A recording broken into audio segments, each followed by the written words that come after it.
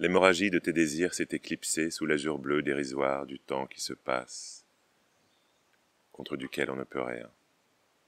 Être ou ne pas être, telle est la question sinusoïdale de l'anachorète hypocondriaque.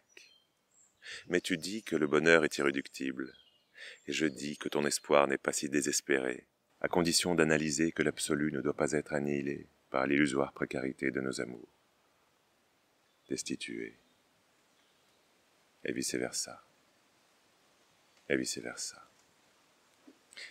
Il faut que tu arriveras à laminer tes rancœurs dialectiques, même si je suis convaincu que c'est très difficile, mais comme moi, dis-toi qu'il est tellement plus mieux d'éradiquer les tentacules de la déréliction, et tout deviendra clair.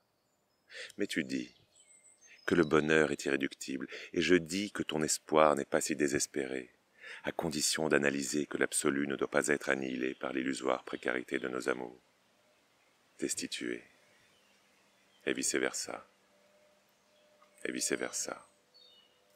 D'où venons-nous? Où allons-nous? J'ignore de le savoir, mais ce que je n'ignore pas de le savoir, c'est que le bonheur est à 2 doigts de tes pieds, et que la simplicité réside dans l'alcôve bleue et jaune et mauve et insoupçonnée de nos rêveries, mauves et bleues et jaunes et pourpres, et paraboliques, et vice-versa.